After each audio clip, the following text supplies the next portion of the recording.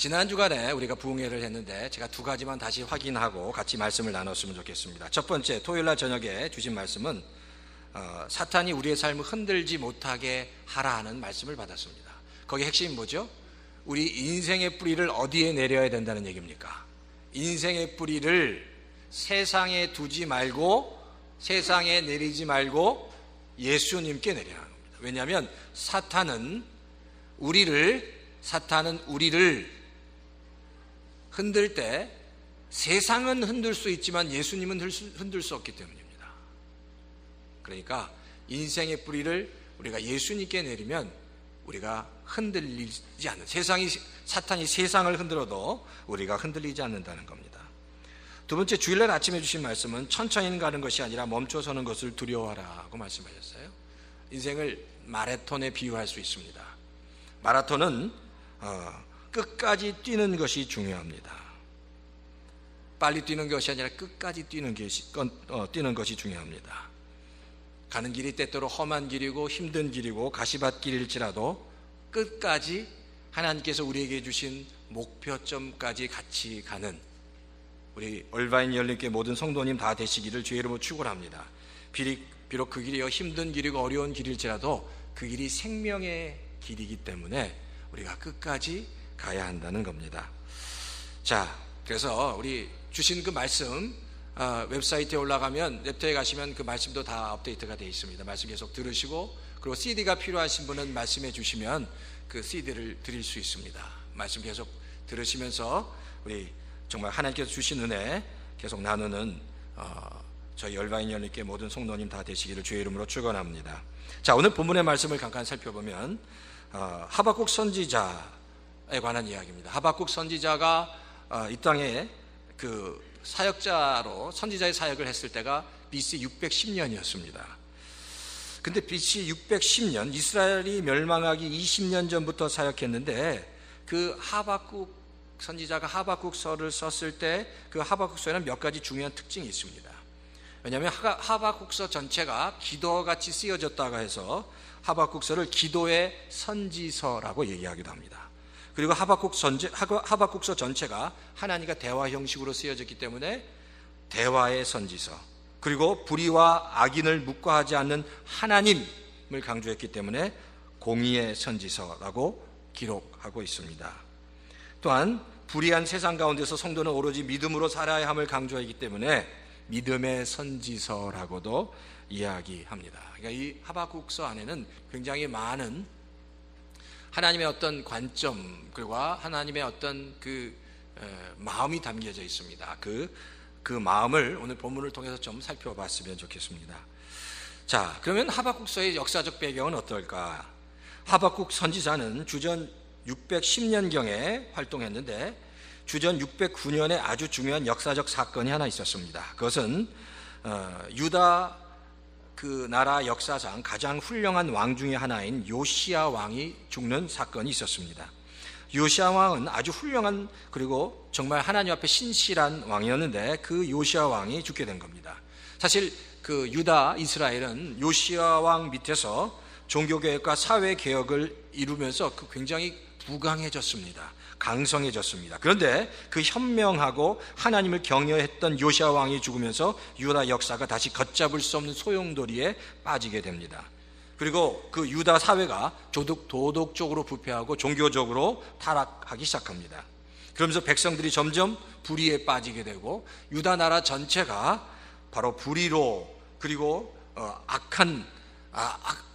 악이 가득한 번성하는 사회로 변화되는 시점에 놓였는데, 그때 바로 하나님께서 하박국 선지자를 부르셨다는 겁니다. 바로 그 이야기가 지금, 그래서 하박국 선지자를 부르어서 하박국을 통해서 말씀하시는 것이 바로 하박국서라는 겁니다. 그래서 오늘 우리가 읽은 본문을 통해서 한 두 가지 정도만 간단하게 살펴보면 좋겠습니다. 첫 번째는 모든 일에는 검증의 날이 온다는 겁니다. 이스라엘 백성은 지금 굉장히 평안하고 평탄한 삶, 부강한 삶을 살고 있었습니다. 그래서 이렇게 그냥 평안하고 평탄한 삶이 계속 지속될 것이라고 생각했습니다. 비록 자신들이 죄악 가운데 빠져 있지만, 하나님의 말씀대로 살지 않지만 이런 평탄함과 평안함이 지속될 거라고 생각했다는 겁니다. 그런데 하나님은 분명히 하박국을 통해서 말씀하십니다. 모든 일에는 검증의 날이, 심판의 날이 온다는 겁니다. 그래서 하박국은 이렇게 질문합니다. 하나님, 유다 백성이 모두 죄악에 빠져 있는데 왜 하나님은 유다 백성에 대해서 침묵하십니까? 라고 질문합니다. 그때 하나님이 이렇게 대답하세요. 그렇지 않다. 내가 반드시 바벨론을 일으켜서 유다를 벌하겠다고 말씀하십니다. 바벨론을 일으켜서 유다에게 벌하겠다 말씀하시니까 다시 하박국이 이렇게 얘기합니다. 하나님, 아니 바벨론은 유다보다 더 악한 나라인데 어떻게 바벨론을 들어서 유다를 치실 수 있습니까? 어떻게 바벨론에 대해서 하나님 침묵하실 수 있습니까? 그때 하나님께서 이렇게 말씀하십니다. 내가 바벨론에 대해서도 절대 침묵하지 않는다. 그 역시 정한 때에 정한 날에 심판이 있을 거라고 말씀하십니다. 그렇습니다. 악이 번성하는 것 같지만, 하나님께서 악을 그냥 허용하시는 것 같지만 결국 하나님은 그 악과 그 불의를 심판하시겠다고 말씀하고 있습니다. 그리고 반드시 그 모든 일에 대한 검증의 날, 심판의 날이 오게 될 것이라고 말씀하고 있다는 겁니다. 그러니까 이스라엘 백성이 착각하고 있는 것, 때때로 우리가 착각하는 것, 내가 하나님 말씀대로 살지 않고 때때로 그냥 내 생각대로 살아도, 그래서 그냥 평안함과 안전함이 내 가운데, 내 삶 가운데 있을지라도 이것으로 끝나는 것이 아니라 때때로 결국 내 삶에 대해서 하나님께서 검증하시는 날, 심판하시는 날이 오게 된다는 사실을 우리가 알아야 됩니다.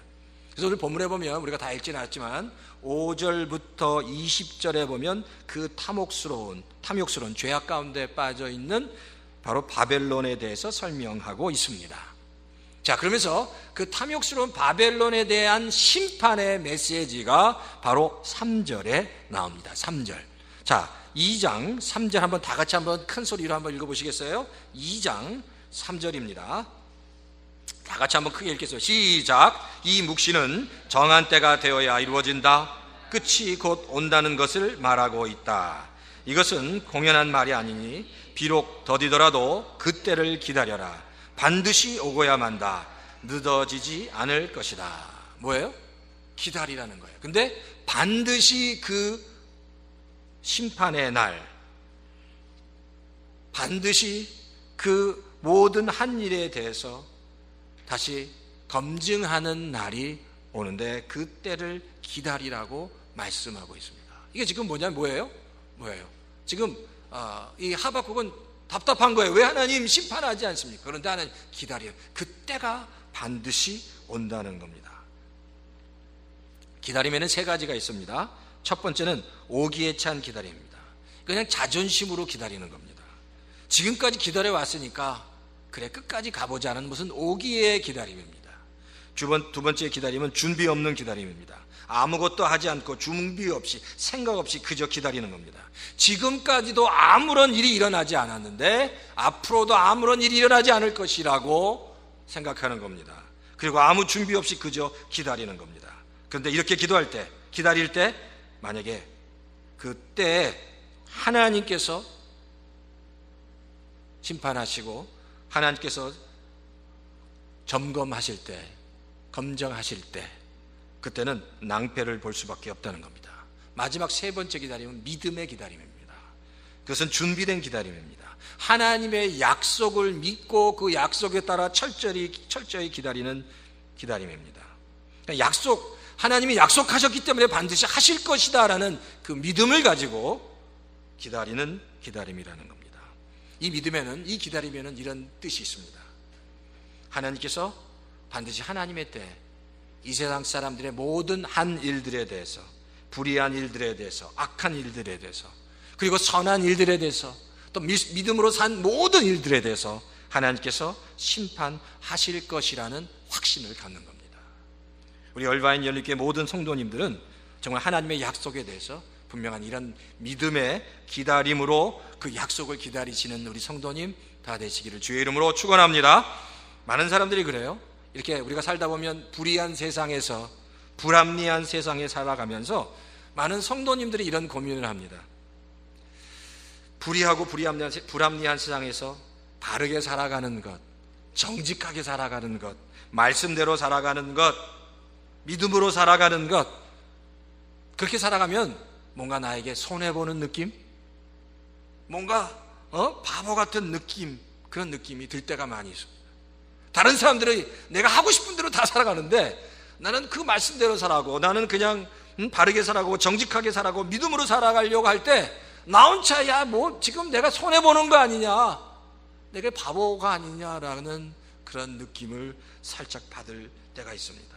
근데 성도님들이 분명히 아셔야 될 것은 그런 마음과 생각은 사탄의 고도의 전략이라는 겁니다. 절대 그것은 손해보는 것이 아니라는 겁니다. 우리가 분명히 깨달아야 할 것은 바로 그겁니다. 바르게 사는 것, 믿음으로 사는 것, 말씀으로 사는 것은 반드시 하나님의 때, 하나님께서 정말 하나님의 그 심판대 앞에 섰을 때 하나님의 큰 축복을 받는, 하나님의 큰 칭찬을 받는 삶이다라는 사실을 우리가 잊지 말아야 한다는 겁니다. 오히려 말씀대로 살지 않을 때 결국 나중에 더 큰 문제, 더 큰 인생의 그 방해물들을 만날 수밖에 없다는 겁니다. 이사야서 3장 11절에 보면 성경이 이렇게 기록합니다. 악인에게는 화가 있으리니 이는 그의 손으로 행한 대로 그가 보응을 받을 것임이니라 라고 얘기합니다. 악인에게 뭐가 있다고요? 화가 있다고 얘기했습니다. 근데 여기서 말하는 악인이 뭘까요? 악인이 뭘까? 악인에 대한 정의가 필요합니다. 이사야서에서 말하는 악인의 정의는 바로 그겁니다. 말씀대로, 하나님의 말씀대로 살지 않는, 그래서 자기의 의를 따라 자기의 생각대로 살아가는 사람들을 향해 말합니다. 그런 사람들은 자기가 이룬 그의 손으로 행한 대로 그가 결국 다 보응을 받을 거다라고 성경은 말씀하고 있습니다. 그러니까 우리가 분명히 알아야 될 게 바로 그겁니다. 하나님은 하나님의 말씀대로 사는 자녀에게 반드시 그 약속을 이루시고 축복해 주시는 겁니다. 불의한 세상 속에서, 불합리한 세상 속에서 믿음대로, 말씀대로, 신앙대로 살아갈 때 때때로 야 나 바보 아니야? 때로 나 너무 손해보는 거 아니야? 라고 생각하는 그 생각, 잘못된 생각이라는 겁니다. 반드시 하나님께서 애쓰고 수고하는 자녀에게 반드시 그렇게 살려고 애쓰는 성도에게 놀라운 축복과 정말 귀한 것들로 채워주시는 분이다라는 믿음과 확신이 우리에게 있어야 하는 겁니다. 하나님의 약속을 붙잡고 이 불의한 세상에서 끝까지 하나님을 바라보는 삶, 신앙 고백들이 바로 우리의 고백이 되어야 되고, 이게 바로 가정교회의 정신이고 하나님께서 원하시는 겁니다. 우리 얼바인 열릴교회 큰 교회 아니고 뭐 풍성한 교회 아닙니다. 그러나 딱 한 가지 우리 얼바인 열릴교회가 놓치지 말아야 될 것은 하나님의 약속을 붙잡는 겁니다. 그리고 성경대로 살아가는 겁니다. 성경대로, 성경이 말씀하신 대로, 성경이 하라는 대로 살아가면 됩니다. 바로 그 성경대로 믿음으로 살아가는 삶 가운데 하나님께서 감당할 수 없는 놀라운 축복들, 정말 하나님께서 기뻐하시는 놀라운 그 마음과 축복을 우리 열바인 연합교회에 허락해 주실 줄 믿습니다. 때때로 그 길이 좁은 길이고 그 길이 험한 길이지만 그 길이 생명의 길입니다. 그 길을, 생명의 길을 기쁨으로 우리 다 가시는 우리 성도님 다 되시기를 주의 이름으로 축원합니다.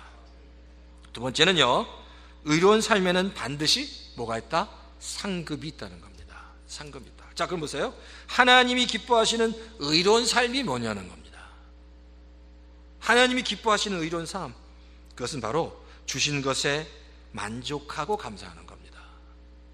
주신 것에 만족하고 감사하는 것. 사실 오늘 5절부터 8절에 보면, 20절에 보면 그 바벨론에 대해서 쭉 설명하고 있습니다. 그런데 5절에서 8절에 보면 바벨론이 심판을 받는 이유에 대해서 설명합니다. 바벨론이 하나님의 심판을 받을 수밖에 없었던 가장 중요한 이유는 바벨론은 탐욕스러웠습니다. 욕심이 너무 많았습니다. 5절에 보니까 자신의 탐욕을 채우느라고 쉴 날이 없었다고 얘기합니다. 그리고 그의 탐욕은 그들의 무덤이 되었고, 그들의 탐욕은 바로 죽음에게 수올로 들어가는 목구멍 문이 되었다고 성경은 얘기합니다. 그들의 탐욕이 죽음의 무덤이 되었고 그들의 무덤이 되었고 죽음의 세계로 들어가는 문이 되었다는 겁니다. 본문에 보면 성경이 이렇게 기록합니다. 바벨론은 욕심이 끝이 없었다는 겁니다. 그래서 모든 나라와 모든 민족을 정복했는데 그 일에 만족함이 없었습니다.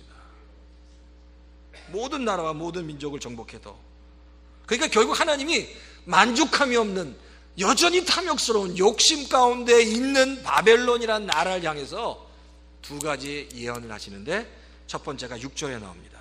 그 6절의 말씀을 보면 바로 내가 정복당한 자를 통해서 비웃음을 받을까 합니다. 정복한 자가 정복당한 자를 통해서 비웃음을 받을 거라는 겁니다. 그러니까 지금 바벨론은 정복했습니다. 그런데 결국 정복당한 민족들로 인해서 네가 비웃음을 당할 날이 올 것이다 라고 예언하고 있습니다. 뿐만 아니라 8절에 보면 바벨론이 수많은 민족들을 털었습니다. 정말 물리쳤고 정말 그 모든 민족들을 그 전쟁 가운데 승리했는데, 수많은 민족을 털었는데 오히려 그 다른 민족에서 털리게 된다는 겁니다. 당하게 된다는 거죠. 내가 치욕을 당하게 될 것이다 라는 겁니다. 그 이유가 뭐예요? 그 이유가 뭡니까? 그렇게 정복하는 나라, 승리하는 나라에서 다시 털리고 수치를 당하는 나라가 되는 가장 큰 이유는 바벨론의 탐욕에 있었다는 겁니다. 욕심입니다. 많은 것들을 소유했는데 감사하지 못한 겁니다. 사실 우리의 문제도 때때로 많은 부분에 욕심에 있습니다. 욕심. 우리도 욕심의 문제를 해결해야 합니다. 내 안에 있는 욕심. 그럼 목사님 이렇게 얘기하세요. 목사님, 저는 별 욕심이 없습니다. 저는 별 욕심이 없습니다. 그렇게 얘기하시는 분도 있을 줄 알아요. 그런데 이렇게 한번 생각해 봐야 됩니다. 정말 내가 욕심이 없다면 내 삶 속에서 나는 정말 내 삶 속에서 하나님께서 주시는 작은 것들에 대해서 감사하고 만족해하며 살아가고 있는지 생각해 봐야 됩니다. 내 삶 속에서 하나님이 주시는 것들에 대해서 늘 작은 것들에 대해서도 감사하며 만족해하며 살아가고 있는가? 만약에 그렇게 살아가고 있다면 정말 욕심이 없는 겁니다. 그런데 내 삶 속에 감사가 없고 만족이 없다면 그 안에 욕심이 있는 거예요. 표현되지 않을 뿐이지 내 안에는 여전히 욕심이 있다는 겁니다. 약육 강식의 동물의 세계에서요, 약한 동물들이 없어지는 이유가 있습니다. 바로 그게 뭐냐면, 이 강한 동물들은 배부르면 더 이상 잡아먹지 않는다는 겁니다. 생존을 위해서만 먹는다는 거예요. 호랑이나 사자 같은 강한 동물도 배가 고플 때만 잡아먹는다는 겁니다. 배가 부르면 더 이상 잡아먹지 않고 생존을 위해서만 사냥하고, 야생성을 자랑하기 위해서 사냥하지 않고, 과시하려고 하지 않고, 욕심을 부리려고 하지 않는다는 겁니다. 유일하게 인간만이 먹기 위한 사냥이 아니라 쌓아놓기 위한 사냥, 자기를 드러내려고 하는 사냥, 과시하려고 하는 사냥, 욕심을 채우려는 사냥과 일을 한다는 겁니다. 이게 바로 창조 질서를 깬다는 거예요. 창세기에 나오는 그 출애굽기에 나오는 10계명 중에 마지막 계명까지 다른 이웃의 것을 탐하는 죄를 범한다는 겁니다. 그러니까 인간만이 욕심이 있다는 겁니다. 나를 드러내기 위해서, 과시하기 위해서, 쌓아놓기 위해서 그 욕심을 부린다는 겁니다. 그러니까 여기서 우리가 내가 지금 내 안에 이 욕심이 있는가, 하나님께서 주신 것에 만족하지 못하고 계속 내 안에 어떤 욕심이 있는가를 살펴봐야 합니다. 그러니까 이 욕심의 문제를 해결하기 위해서 우리가 철저하게 나가야 될 자리는 감사의 자리와 하나님이 나에게 주신 것에 만족하는 자리로 나가야 합니다.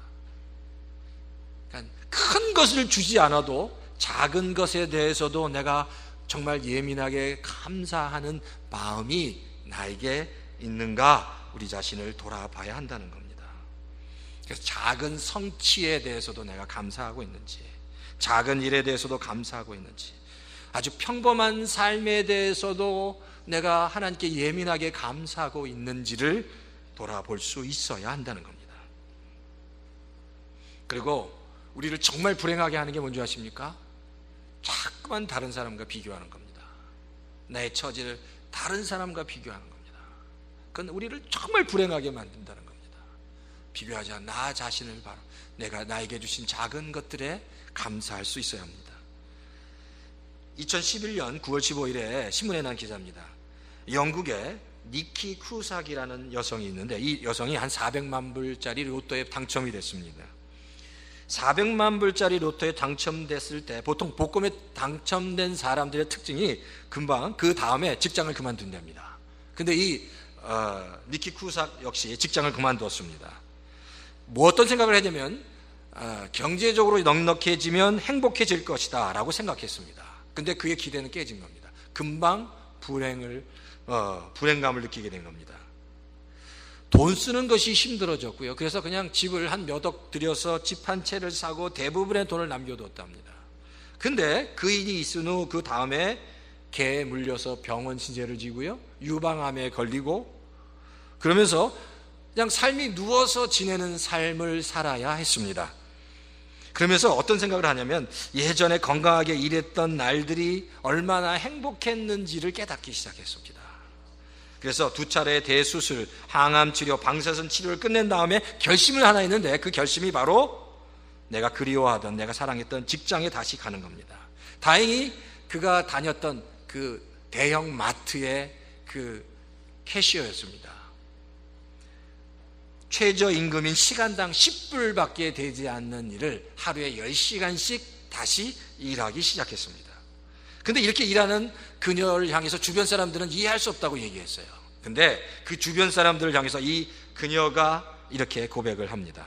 복권에 당첨되기 전에 나의 평범한 삶이 이렇게 행복한 줄을 몰랐습니다.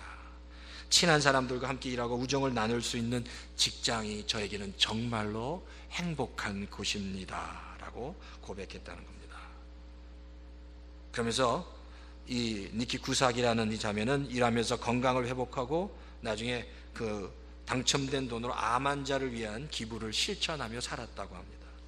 그러니까 중요한 참된 행복과 기쁨은 큰 곳에서 오지 않는다는 것. 작은 감사, 평범한 일에 대한 만족을 통해서 온다는 겁니다. 모든 것들은 작은 것에서부터 옵니다. 바로 이렇게 작은 것에부터 진심으로 감사하는 성도에게 하나님은 그 마음을 보시고 놀라운 축복을 허락해 주십니다. 작은 것에 감사한, 작은 것에 만족한, 평범한 것들에 대해서 하나님께 감사하는 그 삶이 필요합니다. 그러니까 문제는 작은 것에서부터 오고 또 작은 감사에서부터 하나님의 축복이 온다는 겁니다. 마라톤을 완주한 선수에게 한 리포터가 그 뛰는 동안 가장 힘들었던 게 뭐냐고 물었습니다. 호흡입니까? 아니면 갈증입니까? 그러자 이제 마라토너가 이렇게 얘기합니다. 저를 힘들게 하는 건 호흡도 아니고 갈증도 아닙니다. 신발성에 모래알 만한 작은 돌멩이 하나가 굴러다니는데 그것이 저를 가장 힘들게 했습니다. 그러니까 사람들은요, 인생을 마라톤에 자주 비교합니다. 왜냐하면 우리 인생이 단거리가 아니라 장거리이기 때문입니다. 근데 우리가 살아가면서 우리를 정말 힘들게 하는 것은 아주 작고 사소한 문제라는 겁니다. 그 문제에서 벗어나야 되는, 작고 사소한 문제를 해결하지 못할 때 정말 힘들어질 수밖에 없습니다. 반대로 근데 우리를 정말 살리고 회복시킨 것은 작은 것에 대한 감사라는 겁니다. 작은 것에 대해서 만족하는 겁니다. 하나님께서 주신 평범한 일들에 대해서 기쁨으로 감사함으로 나가는 겁니다. 모든 것들이 작은 것들을 어떻게 다루느냐에 따라 달려 있다는 겁니다. 그러니까 작은 것들에 대해서 감사해야 합니다. 제가 생각하기에 그러면 이게 신앙의 원리고 가정교회의 원리인 것 같습니다. 욕심 없는 것, 큰 것을 기대하지 않고 하나님께서 기뻐하시는 한 영혼에 집중하는 것. 오늘 백 목사님 말씀하신 것처럼 한 영혼을 향해 우리의 마음이 있어야 합니다. 한 영혼을 향해 한 영혼이 구원되는 것이 하나님의 기쁨이, 그 기쁨이 나의 기쁨이 되어야 하는 것.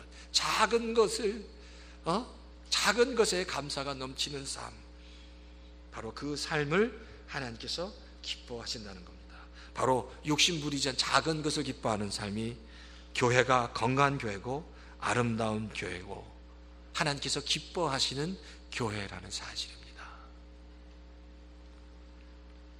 말씀대로의 삶, 의로운 삶, 생명의 삶, 생명의 길, 다 쉬운 길이 아닙니다. 가시밭길일 수도 있고 좁은 길일 수 있고 험한 길일 수 있습니다. 근데 그 길이 하나님이 우리에게 말씀하시는 생명의 길이고 우리가 가야 할 길입니다. 그 길을 우리가 가야 한다는 겁니다. 기쁨으로 그 길을 갈 수 있어야 됩니다.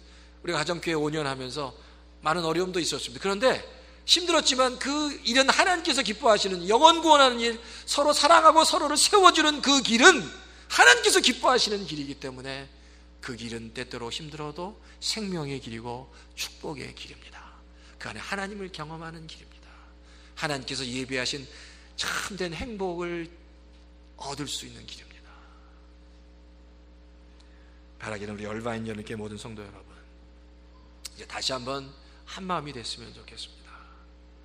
작은 것들로 인해서 감사하는, 작지만 만족함으로, 그리고 당장 큰 것들을 얻지 않아도 한 영혼에 집중하면서 하나님께서 기뻐하시는 교회, 하나님을 기쁘시게 하는 교회, 하나님의 뜻을 받드는 교회, 그래서 우리 얼바인 연합교회가 다 하나가 되는 교회, 그런 아름다운 교회 되는 우리 얼바인 열린교회 되시기를, 우리 모든 성도님 다 되시기를 주의 이름으로 축원합니다.